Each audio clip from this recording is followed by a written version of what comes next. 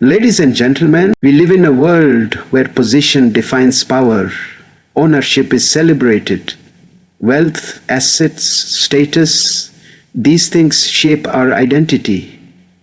But have we ever paused to ask, what do we truly own? The title of my talk today is Nothing is Yours. And while it might sound unsettling, this truth can actually be liberating, powerful, and profoundly transformative. From a very young age, we are conditioned to believe in the concept of ownership. The first words many children learn are often mine or my. These small declarations seem harmless at first, but they form the foundation of how we view the world as we grow older. We are taught to lay claim to things around us, our toys, our clothes, our room. As adults, this habit intensifies. We begin to associate our worth and identity with what we possess. Our house, our car, our job title, even our relationships. This societal structure reinforces the illusion that acquiring and owning things brings security and meaning to life. However, the reality is that this ownership is at best an illusion, something that feels real only because we've been told it is. When we dig deeper, we realize that we don't truly own anything in the absolute sense. A house can be taken away by natural disaster or legal complications. A job can be lost unexpectedly. Even our bodies are not under our complete control. Illness, aging, and death are inevitable and beyond our command. The more we try to hold on tightly to things, the more we suffer when they inevitably change or disappear. Ownership gives us the illusion of permanence, but life itself is built on impermanence. This illusion of ownership also creates a false sense of control and entitlement. We start to believe that because we own something or someone, we have the right to control its or their existence. This mindset causes strain in relationships, as people try to control their partners, children, or friends under the guise of love. But the truth is, people are not possessions. The desire to own leads to jealousy, insecurity, and often heartbreak when expectations are not. If we step back, we realize that no living being can truly be owned, and attempting to do so disrupts the natural flow of connection and respect. Furthermore, the illusion of ownership prevents us from experiencing life fully.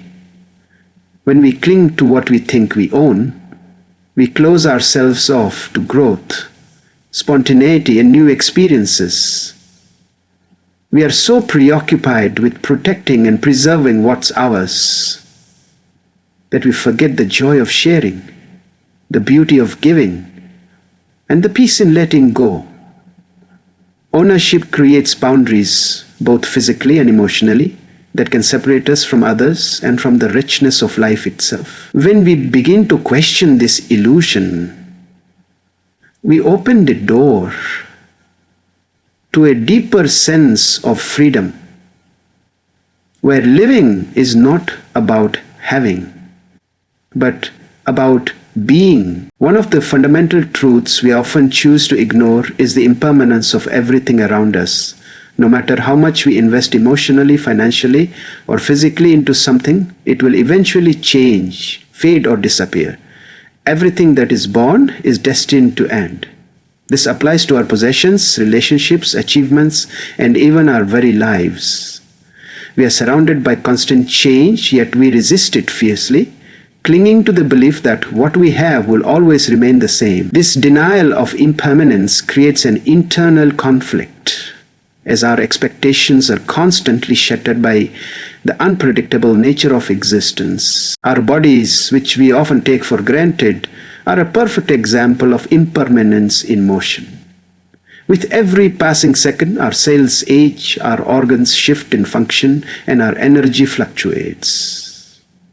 We may try to hold on to our youth through cosmetics, surgeries, or exercise routines, but none of these can prevent the natural course of aging. Time moves forward, and nothing within us remains as it once was. Similarly, our mental states are in constant flux. What excites us today may bore us tomorrow, and what seems like a tragedy now might become a distant memory in a few months.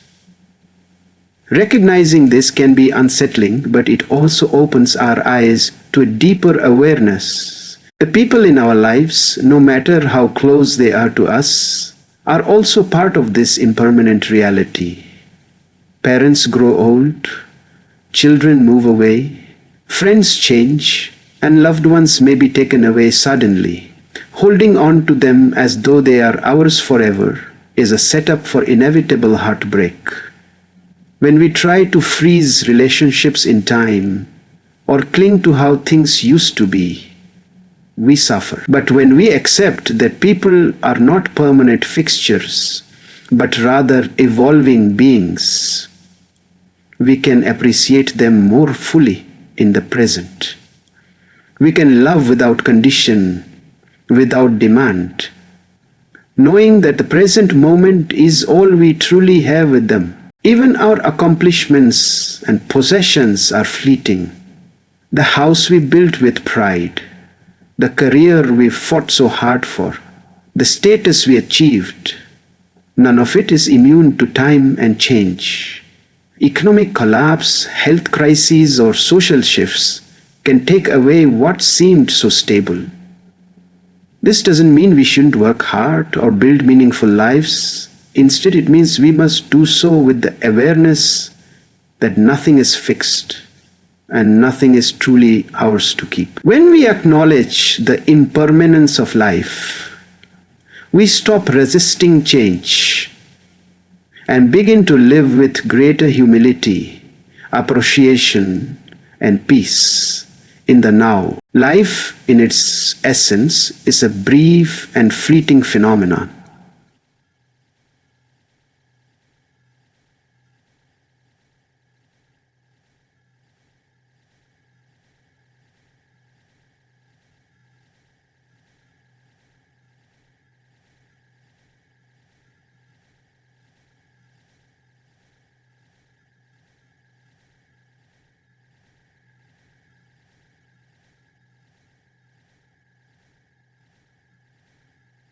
How to live under the illusion that time is abundant and entirely understand its faded and often postponed happiness is a brief and fleeting phenomenon.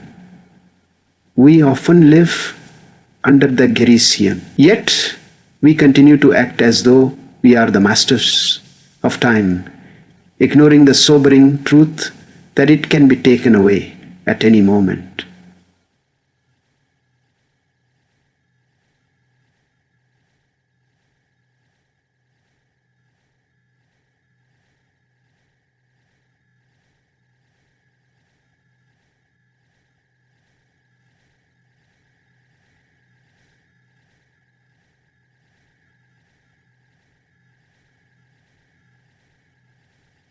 Then are on only the single second as with through ofo, and even the present is slipping through our fingers as we try to grasp it. Living on borrowed time means recognizing that our existence is a loan from the universe, not a right we possess. Just as a borrowed item must eventually be returned, our life too must come to an end, regardless of how well we manage it. This awareness should not lead to fear, but to a deeper appreciation of the moments we do have. Rather than rushing through life in pursuit of distant ambitions, we are invited to slow down and savor what is here now. We begin to cherish the simple joys, a conversation with a loved one, the beauty of a sunset, the warmth of a shared smile, because we know these moments are not guaranteed to repeat themselves. When we understand that time is borrowed, our priorities begin to shift dramatically. The trivial things we stress over, status, possessions, minor inconveniences, begin to lose their grip on us. Instead, we start valuing experiences, memories, and the well-being of others. We realize that since we are not promised tomorrow, today must be lived with intention. We stop putting off the things that matter, telling someone we love them, pursuing a passion, or simply being present. Every hour becomes an opportunity, every day a miracle, because we know that the clock is always ticking, and that no amount of effort can buy us more time. Additionally, this understanding fosters a sense of humility and connection with others. If we are all living on borrowed time, then we are all equals in our vulnerability. This recognition can strip away pride and ego, replacing them with empathy and compassion. We begin to see others not as competitors or threats, but as fellow travelers on the same uncertain path. We are reminded that our time is not just ours. It is shared with those around us, and it matters how we use it. Borrowed time isn't just a reminder of life's fragility.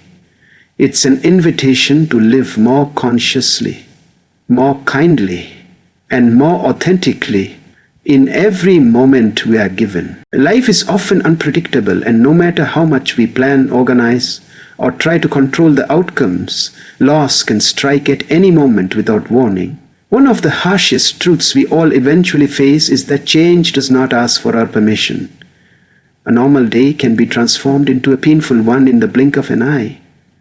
We can receive news of a loved one's passing, lose our job unexpectedly, or watch a long-standing relationship fall apart without any forewarning. These events feel like the rug being pulled from under us, reminding us how fragile our sense of stability truly is.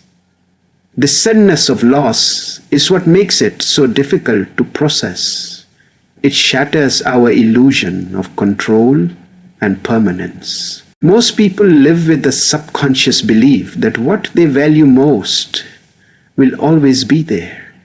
We assume that our loved ones will always pick up the phone, our homes will always provide shelter, our daily routines will continue as they always have. But then, reality intervenes. A car accident, a natural disaster, a diagnosis. These moments arrive uninvited and unapologetically. They strip us bare, forcing us to reckon with what we thought was certain. In those moments, we realize how fleeting everything around us is, and how quickly the things we own or rely on can be lost.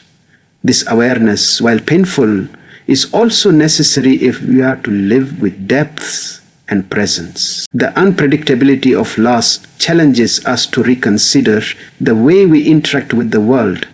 If we understand that everything can be taken away without notice, we begin to treat our relationships and possessions differently. We stop taking people for granted. We stop delaying meaningful conversations. We become more thoughtful with our words and more intentional with our time. We may even begin to simplify our lives, recognizing that clinging to material wealth or status offers no true protection against life's abrupt turns. Instead of accumulating, we begin to appreciate. Instead of controlling, we begin to connect more honestly and gently with the reality around us. Moreover, the suddenness of loss can serve as a profound teacher. It reveals what truly matters and what never did. In the face of unexpected tragedy, petty worries fall away, and what remains is often love, compassion, and human connection.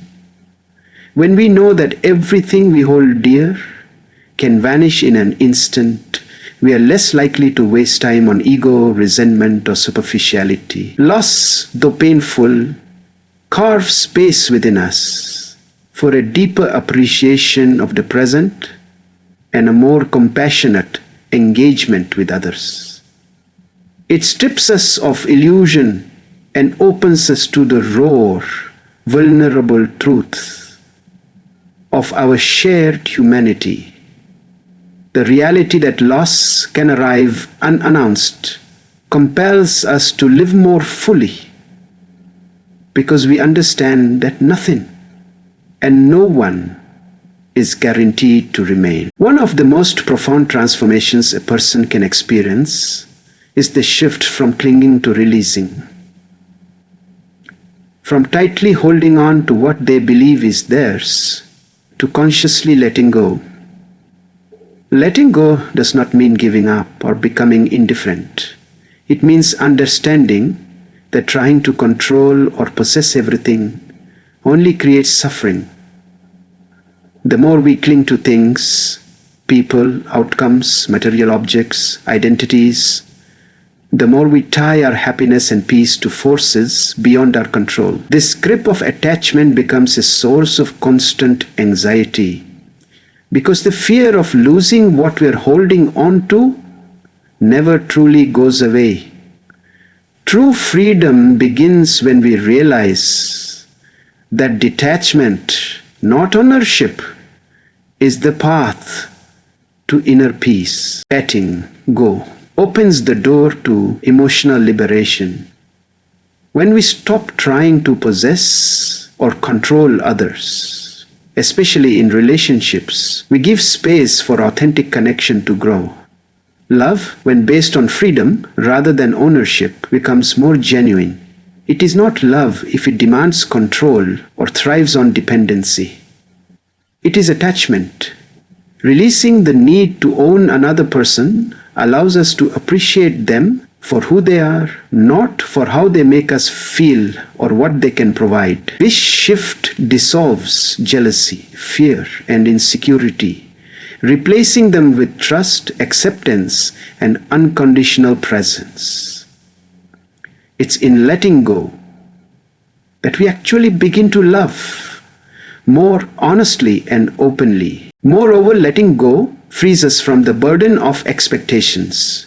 We often attach ourselves to a specific vision of success, relationships, or the future. And when reality doesn't align with our mental picture, we suffer. By learning to let go of fixed outcomes, we become more adaptable and less reactive.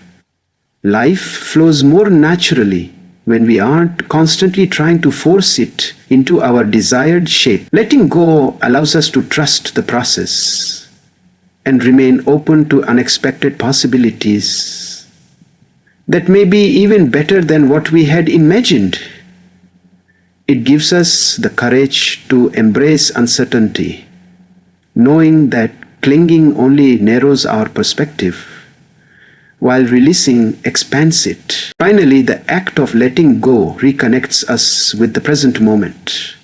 Much of our stress and dissatisfaction comes from either grieving what we've lost or fearing what we might lose in the future.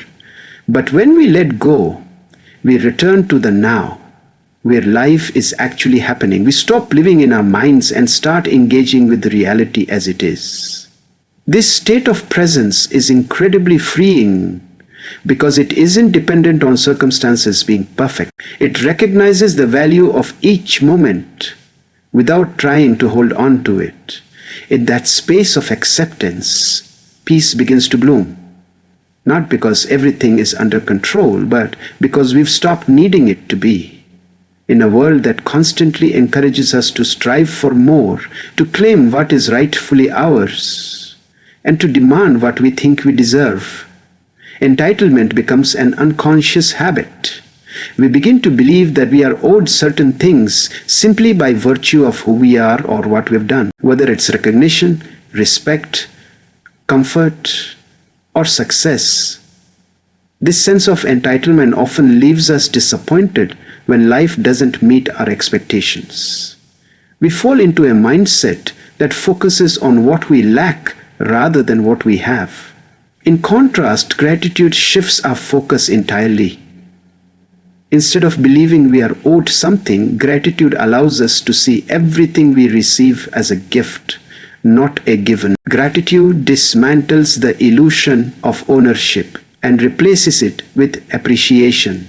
When we accept that nothing is truly ours, not our time, not our possessions, not even the people we hold dear, then each experience becomes something to be thankful for, rather than something to take for granted. A meal, a kind word, a warm bed, or a quiet moment.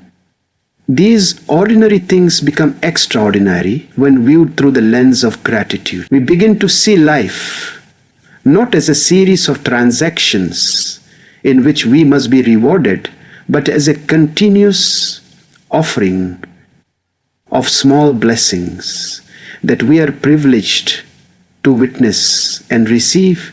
When we practice gratitude, we also become more present and grounded. Entitlement keeps us chasing what's next, believing that happiness will only come when we acquire more or reach a certain milestone. But gratitude anchors us to the current moment. Rather than living in a constant state of dissatisfaction, we develop contentment with what we have. This doesn't mean we stop growing or aspiring. It means we stop believing our happiness is postponed until our expectations are met. Gratitude teaches us to celebrate now, not just later. Furthermore, choosing gratitude over entitlement has a profound impact on how we treat others. Entitlement isolates us. It creates a mindset of competition, comparison, and resentment. But gratitude connects us. It makes us more generous, more forgiving, and more aware of the contributions others make in our lives. We become less focused on what we think we're missing and more attentive to how much we've already received. In doing so, we foster humility and empathy. We stop demanding from life and start honoring it. Every person, every opportunity, every breath becomes part of a sacred exchange, one that we do not own but are invited to appreciate deeply. In a world driven by speed, ambition, and constant comparison, the idea of living with presence and humility can feel almost radical. We are taught to look ahead, plan for the future, and measure our worth by how much we've achieved or acquired. But when we recognize that nothing is truly ours, not our time, not our positions, not even our circumstances, we are invited into a much more grounded and honest way of being. Presence allows us to engage fully with what is happening right now, without being distracted by what was or what might be. Humility reminds us that we are not the center of the universe, but rather a small part of a vast and integrate web of life. Living with presence means shifting our attention from the constant noise of the external world to the depth of the moment we are in. It means noticing the details we usually overlook, the way light falls through a window, the tone in someone's voice, the silence between words. It means resisting the urge to escape through distraction and instead leaning into the rawness of now. When we are truly present, we stop trying to possess time or manipulate outcome. We simply exist in what is. And in that state, we often find the most authentic version of ourselves. The world feels less like something to conquer and more like something to experience fully. Humility in this context is not about self-deprecation or weakness. It's about recognizing a true place in the grand scheme of things. It's the quiet awareness that life does not revolve around our desires. It is accepting that we cannot control everything and that we do not always know what is best.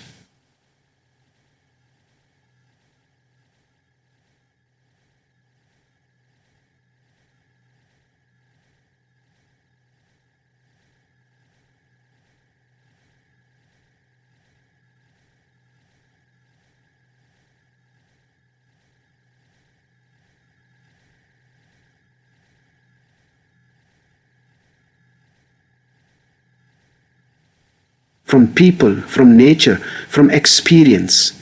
In being humble, we acknowledge the transient nature of our experience and begin to turn from people, from nature, from experience, and begin to treat life as something to experience, and begin to reap nor.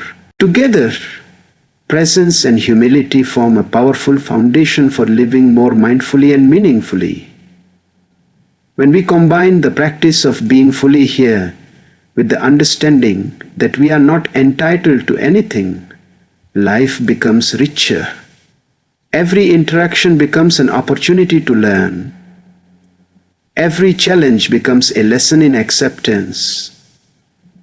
Every joy becomes a gift to savor rather than a reward to claim. We begin to act with more kindness, more patience, and more authenticity, because we are no longer trying to prove something or cling to control.